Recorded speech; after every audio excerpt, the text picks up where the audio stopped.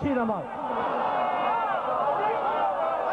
بیٹا نماز پڑھائے، سب کو پڑھنا ہے، سب کو پڑھنا ہے۔ اور جب بیٹا آئے گا اور جب نماز پڑھائے گا تو میں عیسیٰ سے پوچھوں گا کیسے پڑھو گے، ایسے پڑھو گے یا ایسے یہ تو عیسیٰ سے پوچھا جائے گا۔ پھر عیسیٰ کے پیچھے جو بھی پڑھیں، جو پڑھیں، تو نماز تو ابھی باقی ہے پڑھنے کے لیے کہ جہاں ضدیں ٹوٹیں گی، ابھی ضدیں ٹوٹیں گی۔ نماز میں زیادہ ضد آتی ہے، روزے میں زیادہ ضد آتی ہے، ضد کے ساتھ روزے میں غصہ بھی بہت آتا ہے۔ پہلے ہی روزے میں بسوں میں جھگڑا شروع ہو جاتا ہے۔ عبادتیں جھگڑے نہیں ہیں، عبادتیں امن کی چیز ہیں، یہ امام بتا رہا ہے، یہ معصوم بتا رہا ہے۔ ابھی نماز پڑھ کے مصلی پر بیٹھے تھے، دو زانو بیٹھے تھے کہ کوئی نظر کے کھجور کا تھال لے کے آ گیا، امام کے سامنے رکھ دیا گیا، کھجور کا تھال رکھ دیا گیا۔ محمد ابن عیسیٰ راوی ہے، رات میں اپنے گھر میں سو رہا تھا، میں نے سنا کہ باہر بہت مجمع ہے اور شور ہے۔ میں باہر نکل آیا تو پتہ چلا کہ رسول اللہ سامنے کی مسجد میں آئے ہیں، تشریف لائے ہیں، لوگ وہاں جا رہے ہیں۔ میں بھی اس مجمع کے ساتھ چلا۔ جب میں مسجد میں پہنچا، صحن میں نے دیکھا رسول اللہ تشریف فرما ہے، کھجور کا تھال رسول اللہ کے سامنے رکھا ہے۔ مجھے آواز دی محمد بن عیسیٰ ادھر آؤ۔ میں قریب گیا، سلام کیا، ہاتھ چومے۔ رسول اللہ نے مٹھی بھر کے کھجوریں اٹھائیں اور کہا محمد بن عیسیٰ یہ تمہارے لیے۔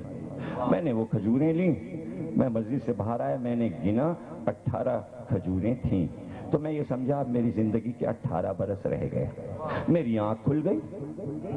صبح جب ہوئی تو اسی طرح خواب میں جیسا شور سنا تھا، شور کی آواز کان میں آئی۔ میں باہر نکلا، مجمع گلیوں میں مجمع، شاہراہوں پہ مجمع۔ میں نے پوچھا کیا ہے؟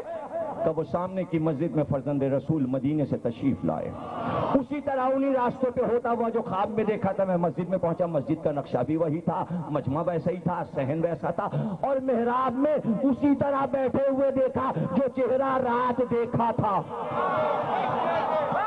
ابھی میں صحن مسجد میں داخل ہوا تھا کہ محراب کے پاس سے آواز آئی محمد بن عیسیٰ ادھر آؤ۔ جیسے خواب میں بلایا گیا تھا اسی طرح آواز دی گئی۔ یہ میرا نام جانتے ہیں۔ میں قریب پہنچا، میں نے سلام کیا، میں نے ہاتھ چومے، مٹھی بھر کے انہوں نے کھجوریں لی۔ اب جو میں نے مٹھی میں کھجوریں لی میں نے گنی، 18 تھیں۔ جب 18 گن چکا میں نے کہا کچھ اور عنایت ہو جائے۔ کہا میرے دادا نے خواب میں جتنی دوئی ہیں اس سے زیادہ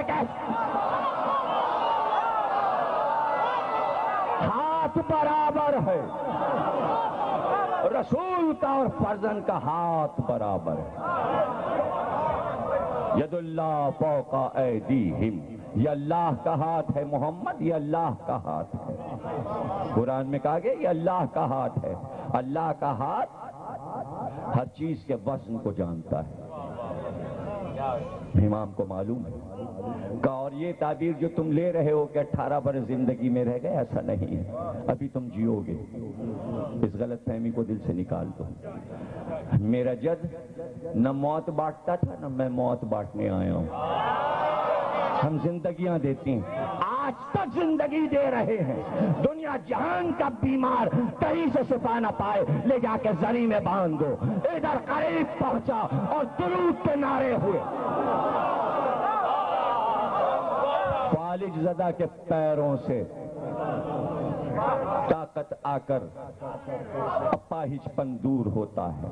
لوگ دیکھتے ہیں مریض اپنے پیروں سے چلا، کئی ہزار مریض زری سے بندھے پڑے ہوئے، ایک پورا صحن ہے جس میں مریض لیٹے ہوئے، مریض لیٹے ہوئے۔ نادشہ درانی گیا، اس نے کہا تم کب سے لیٹے ہو؟ کہا 1 سال ہو گیا۔ تم کب سے یہاں لیٹے ہو؟ کہا 2 سال ہو۔ تم کب سے یہاں ہو؟ 3 سال ہو گئے۔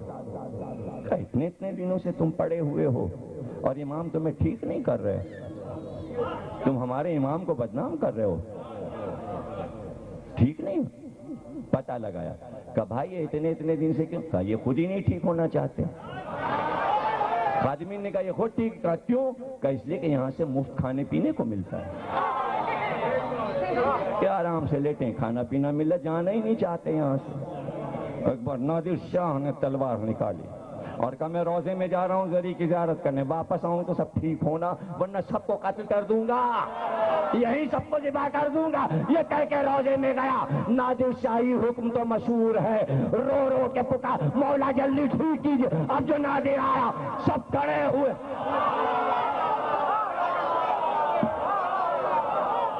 یہ ہسٹری ہے، معجزے کی دنیا سے ہٹ کے نادر شاہی حکم۔ وہیں امام کے روزے سے کچھ دور چلو گے تو نادر شاہ کا مقبرہ ملے گا۔ دیکھیے آرام کر رہا ہے وہیں مشہد کی سرزمین، اور مشہد کی سرزمین کا کیا کہنا کہ جہاں سکندر اعظم پہنچا اور اسی باغ میں قیام کیا کہ جہاں آج امام کا روزہ ہے۔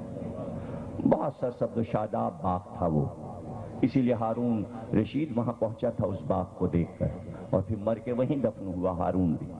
لیکن سکندر سو رہا تھا اپنے خیمے میں، خواب دیکھا آسمان سے ایک ستارہ چلا۔ آستانہ قدس ادارہ ہے امام کا، جب اندر آپ داخل ہوں گے تو ایک آفس آپ کو ملے گا، باہر اس آفس پہ لکھا ہے آستانہ قدس۔ یہ ڈپارٹمنٹ ہے امام کا، جہاں سے امام کے بارے میں کتابیں چھپتی ہیں، عید کارڈ ایشو ہوتے ہیں، ہر امام کی ولادت پہ کارڈ بھیجی جاتے ہیں، غدیر پہ کارڈ بھیجے جاتے ہیں، بی بی کی ولادت پہ معصومہ کے کارڈ بھیجے جاتے ہیں، شہادت پہ بھی کارڈ بھیجے جاتے ہیں، جہاں سے پرچیاں ملتی ہیں کھانے کے لیے، اردو میں بھی کتابیں ملتی، اور ایک رسالہ نکلتا ہے زائر، وہ دنیا کی ہر زبان میں چھپتا ہے۔ جو اردو کا زائر ہے اس میں سے پڑھ رہا ہوں کہ سکندر اعظم آج سے کئی ہزار برس پہلے جب فتح کرنے دنیا نکلا اور جب ایران سے گزرا تو اسی باغ میں مشہد کے ٹھہرا۔ رات کو خواب دیکھا کہ آسمان سے ایک ستارہ چلا اور اترتے اترتے اس جگہ آیا جہاں سکندر کا خیمہ لگا تھا اور زمین میں ڈوب گیا۔ اٹھا تو نجومیوں سے پوچھا اس خواب کی تعبیر کیا ہے؟ کہ سکندر اعظم ایک عظیم انسان مثل آسمان کے اس جگہ آئے گا اور اس زمین کو عزت دے گا اور وہ یہاں دفن ہوگا، وہ کسی نبی کا بیٹا ہوگا۔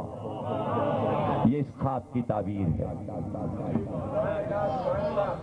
سکندر اعظم کی تاریخ، مقبرے بہت ہیں، روزے بہت ہیں، فرزند رسول بن بن کے بہت سے لیٹے ہوئے ہیں، چھوٹے موٹے لوگ چھوٹے موٹے روزوں پہ جا کے بہت خوش ہوتے ہیں۔ ارے جو اصل ہے جس کی وجہ سے یہ سب ہیں، اگر یہ گھرانہ نہ ہوتا تو ہم پوچھتے ابو علی شاہ قلندر کہاں سے آئے، شہباز قلندر کہاں سے آئے، معین الدین چشتی اجمیری کہاں سے آئے، نظام الدین اولیاء کہاں سے آئے، عبداللطیف بھٹائی کہاں سے آئے، یہ مقبرے کہاں سے آئے، یہ شکر گنج کہاں سے آئے، یہ داتا گنج بخش کہاں سے آئے۔ ارے اسی در کو چوم کے لیٹ گئے کہ یہاں بھی آئے۔